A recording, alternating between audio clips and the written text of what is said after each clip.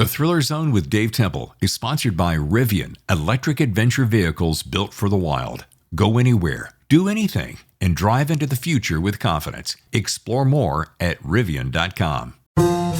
Hey folks, your host of the Thriller Zone, Dave Temple here with some exciting news. We are this close to launching Season 9. Can you believe it? In just 1 month, we're going to hit the milestone of 4 years, and I could not be happier to have shared this journey with you. So thank you. Now, as we launch Season 9, you're in for a real treat when we host a number of very special guests, many of whom you have never seen on this show before. Let's just say, if you're in the business of writing thriller, mystery, and suspense fiction, you're going to be wowed as we chat with some of the biggest names in this business. So go ahead, set aside some time in your podcast calendars to help us launch Season 9 of The Thriller Zone, Thursday, June 19th. And one more thing, if you have a thrilling book, fiction or non, coming out later this summer or early fall, and you would like to be considered as a guest on the show, be sure to give us all of your information sooner than later, as we tend to book about 3 months in advance. It's real easy. Go to thethrillerzone.com/register. Remember the word register. So once again, that's thethrillerzone.com/register. All right, do that, and we'll be talking soon as we launch Season 9 of The Thriller Zone. Hey there, it's your good buddy Dave Temple here, and welcome to The Thriller Zone, where we are celebrating episode 227 with my good friend and your favorite author, one of them anyway, Jack Stewart. Today we're talking about Silent Horizons, so let's get into The Thriller Zone with Jack Stewart. All right, there's so many things I want to cover. I want to pull up my notes here. Last time we spoke, it was Bogey Spades, which was November of last year, which was not that long ago. No, it wasn't.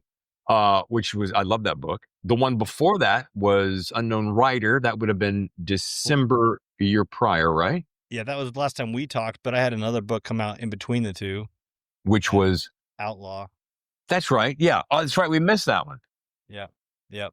Because it was like 2-3 months after Unknown Writer. And I'm like, I'm not going to do this. Who was it that said, who asked me the other day, hey, how come Jack gets to get on so many times and I can't get on? I'm like, and I'm not going to say who it was. Oh, come on. Say who it was. A, Jack is my buddy. B, Jack is an interesting guest. C, Jack writes a hella books.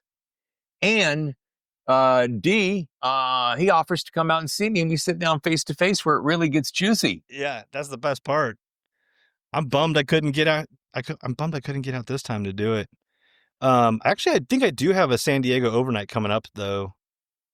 That means you have to write another book. Well, it's good. I've got more coming. Yeah, actually on the 31st. Are you going to be in town? May 31st? Yeah. Maybe the three of us can do dinner this time. That's what I was thinking. We are here. And as you know, the weather will be either spectacular as every day, or it will be May gray. Yeah, it's the June gloom coming up. Yep. Let me share this. Somebody was visiting recently. They said, hey, they rolled in and it happened to be one of those May gray days. And I'm like, they go, I thought San Diego was sunny all the time. I'm like, well, let me break it down. April is like probably perfection. But then by the time May comes in, you got May gray, June gloom, July no sky, Yeah. August foggust. I made that one up. And then by September, it's perfect again. Yeah. I want to know, first of all, let me maybe make sure this is here. Chad Robichaux sadly could not make it on the show today. He is, as you said, stacked and packed, right?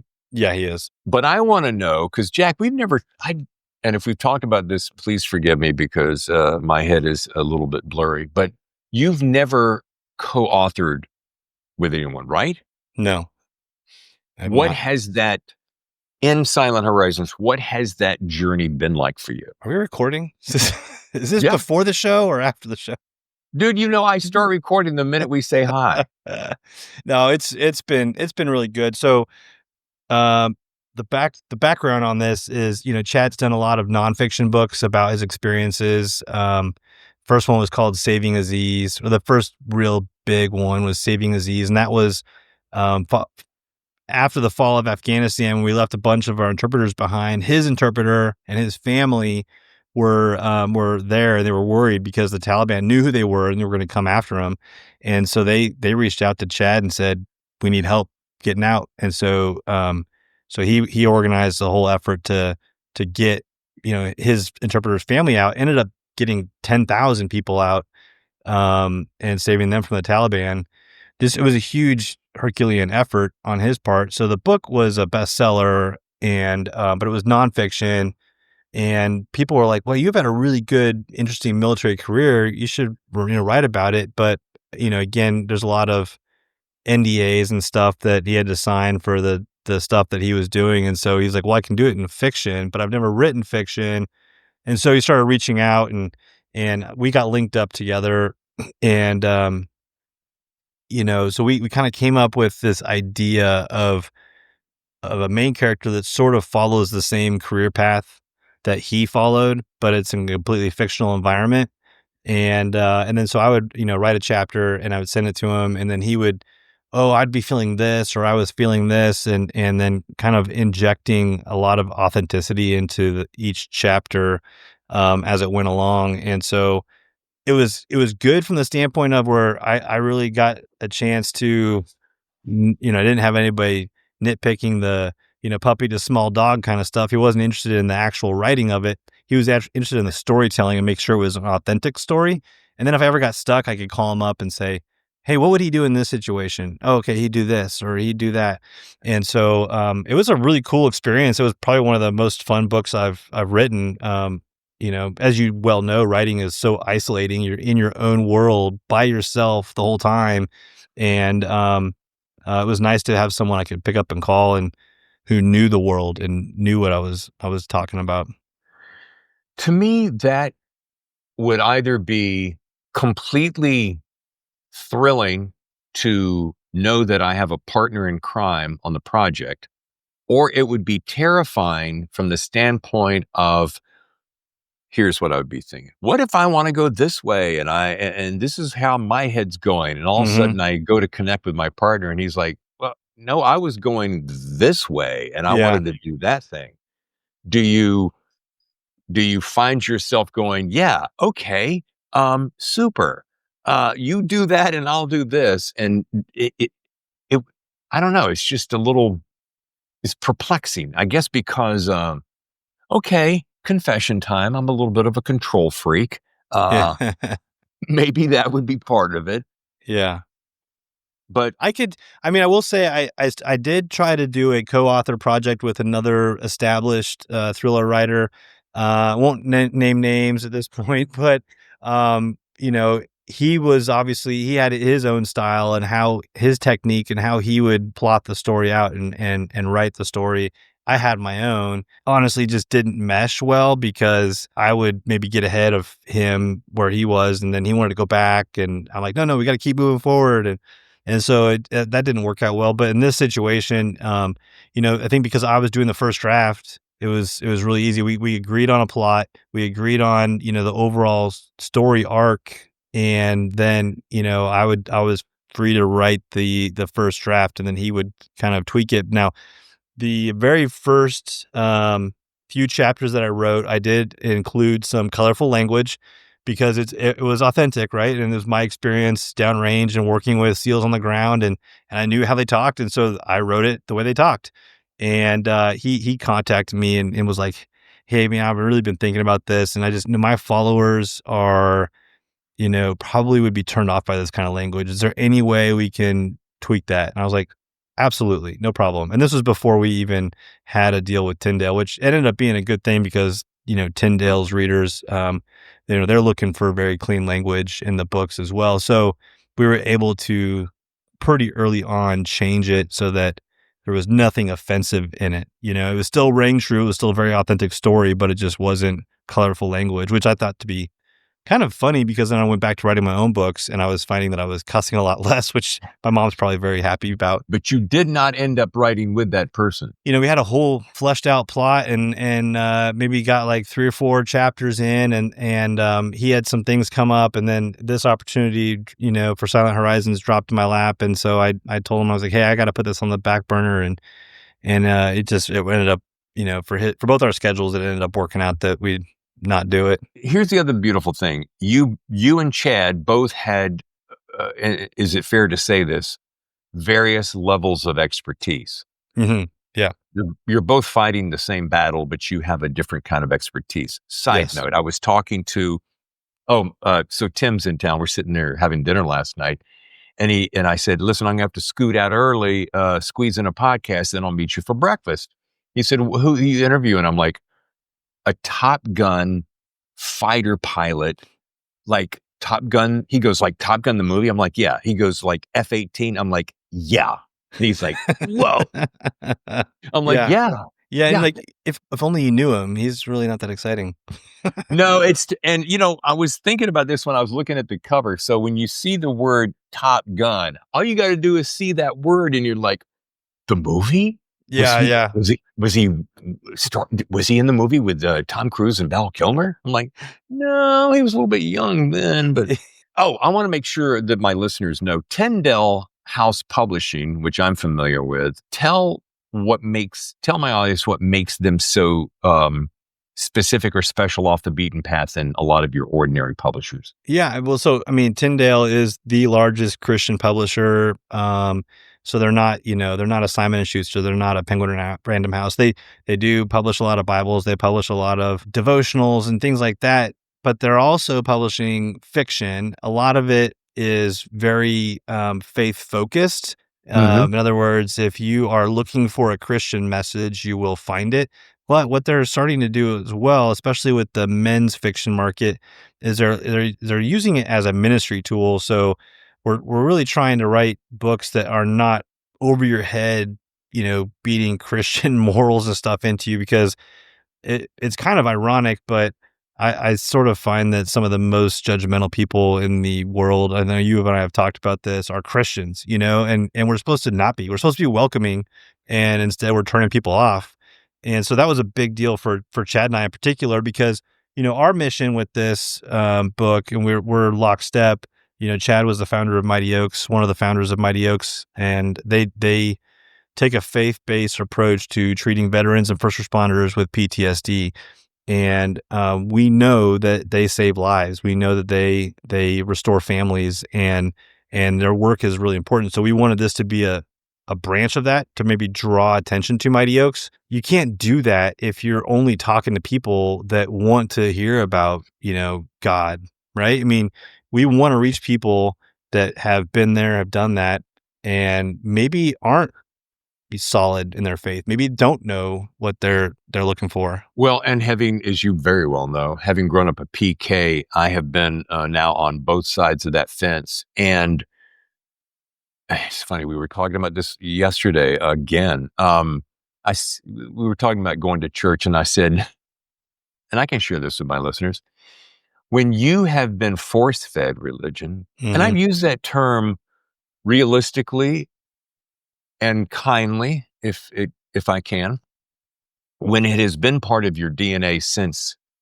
you could breathe, then you are less apt to sometimes always want to walk that similar path 24/7. Yeah. And so I said, we were talking about, did you, my mother-in-law said, did you go to church on Sunday? I'm like, I missed that one.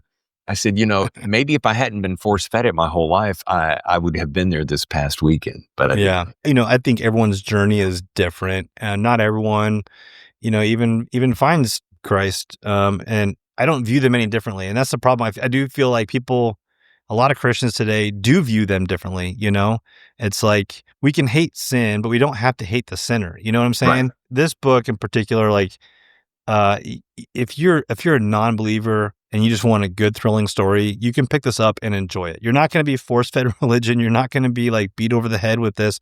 But what you will find is a very authentic, tale of somebody who is struggling with their faith and what it means to be a father, what it means to be a husband while going to war and doing going through some traumatic experiences. I mean, that's very real, whether you're a believer or not, and you'll get that in this book. And I think if you are a believer, you will find some things in there that will ring true to maybe your own path, or maybe path of other people who have found God. You know, it's funny. When we were while you were talking, something popped into my head. I can remember where I was sitting. It was in chapel. I went to Bible high school, Bible college. Someone was speaking one day, and when they said this phrase, I went, "That's it." And it's this, about how Christians should share the word with the world. And they said they felt it was more important to take water to the desert than to the ocean. And that metaphor has always stuck with me. It's like, not to turn this into a Bible course, but, let's not hang on one second. Guess I shouldn't say fuck right here, because that would really kind of blow the whole Christian conversation I just had. Do you know who Chris Peranto is? Yes.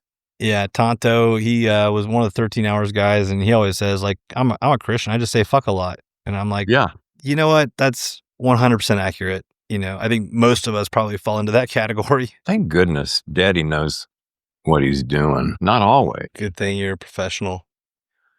Well, good thing I don't freak under pressure. I think that's which is a mark of a true professional. Hey, let's take a short break. When we come back, we're going to be back with Jack Stewart talking about Silent Horizons. Stay with us.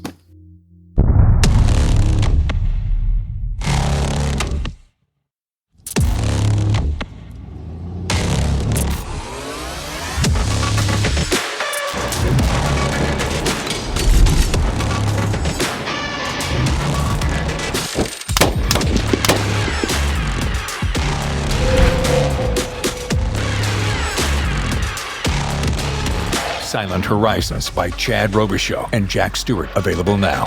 The desert. And anyway, that always stuck with me about our job is to take water to the desert, not to the ocean. Because what I found so interesting is this particular school was training all these people to be preachers and to go to Bible schools and talk to all the people who already knew everything we were talking about. So I'm like, shouldn't we kind of go out there where nobody knows what we're talking about? Right. Anyway. And the other thing, I mean, my pastor at our church here, one of the things that he said recently is, you know, the best way of bringing somebody to God is to, you know, not go out and judge them and tell them what they're doing wrong and, you know, and show them the way, but to live your life in such a way that they would like to model their behavior after you, right? So like by volunteering, by being, you know, kind and gracious and forgiving and like all the stuff that we as Christians should be, if you do that, it's going to draw people to them. You know, you don't have to go be like, you need to come with me to church on Sunday and you need to do this and you need to do that. That's just a little over the top. Now I'm going to change channels just a wee bit. Is it common knowledge, and forgive me that I don't know this definitively, but I don't always have to know everything. Is it common knowledge that people may know that you are also the author of a particular franchise that starts with a W and ends with a G? It actually ends with an... Yeah. It has been announced. It's been announced, but I don't know how common knowledge it is because I'm not really pushing that one yet because I have, you know, Silent Horizons, and then I've got another one, the fourth book of my own series between now and then. So I sort of have to, you know, focus my efforts on the closest alligator to the canoe. So we're not talking about that one. We can talk about whatever you want. Yeah, absolutely. Okay. I just wanted to mention the fact because when I was privy to this news early on, and I thought, wow, this is huge news. So now that I've built it up, you have to definitely share it. Okay. So, for those who are fans of the military thriller genre and have been for a while, W.E.B. Griffin was probably one of the biggest names in military thrillers, along with Tom Clancy. And he was one of the guys that I read as a kid growing up. I read the Brotherhood of War series. and the core series, which followed Marines in World War II. I wasn't as familiar with the Presidential Agent series, which was kind of a post 9/11 counterterrorism series that he wrote. And Andrews and Wilson, I think people are very familiar with them, wrote book 9 in the series called Rogue Asset. And I thought the series was going to be done there because there was nothing, I hadn't heard anything. And then one day I got a call from my agent that says, "Hey, Tom Colgan wants you to write, book 10 in the series." And okay. So, so I wrote book 10.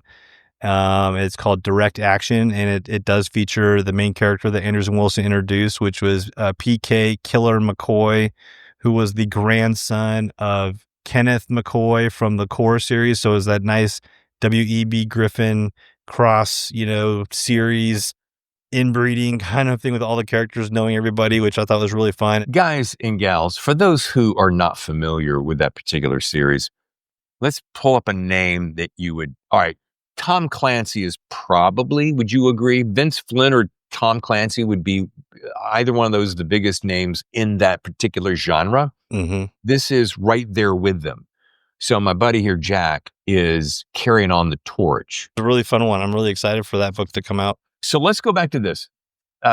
Because this is astonishing to me, and I'm going to use you as an example with the conversation I had with Tammy, my wife. You met Tammy the other day. She was talking about, honey, you're coming up on the 4th year in June. I mean, like literally 1 month from today, we're going to basically hit 4 years. Yeah. And she said, what's going to happen? We got a few things planned for the summer. Do you feel like the show has run its course? I'm like, and this is the first time I've talked about this on this show, and I'm doing it with you because you're my pal. I'm like, you know what? Maybe it's time to hang it up. Maybe it's just time to drop the mic. Yeah. And she looked at me like, what? and I was expecting her to go, yeah, good call. But she's like, wait, what? You love this. I'm like, I know. So she goes, well, what's making you do this? I said, I'm talking to Jack the other day. And actually the other day, meaning the last time you were in town, we're sitting at that restaurant in Pacific Beach, right? Yeah. Of course, I had privy to this book that we just mentioned coming up. And I'm like, wait a minute, Jack, that's like 3 or 4 books in 1 year. And you're like, yeah. And I'm like, but you fly full time. Yeah. How do you do it? I just make it happen. And at that moment, and I don't know if I said this to you, and I'm like, and I write. I don't write to your degree, and I have not been traditionally published like yourself. I've been self-published. And I'm like, I want that. I want more of that. And she goes, well, can you do that and this podcast the way that you do it with this much preparation? I'm like, I don't know, but let's put it this way. This summer, it's game on. Good. So, and first of all, everyone's going to hate me now for putting that idea in your head to stop doing this because you have one of the best voices in the podcast game, and the quality of production is always top notch. You get the best guests. Everyone's going to hate me. I'm going to get death threats now from every other author out there. But personally, as your friend, I will say, like, I completely encourage you doing, chasing your passion. If your passion is this, man, keep doing it. If your passion is writing, you got to do that. And that's the answer to how I write so many books while still having a full-time job, while still having a family and all the obligations with it. It's a passion. And I want to put out good stories. I want to write. And so I made it happen now. I selfishly would like you to do both, but I'm going to do both. Here's the thing. I just may not be able to do one every single week because I sat down and started listening to you, and I listened to your method of writing.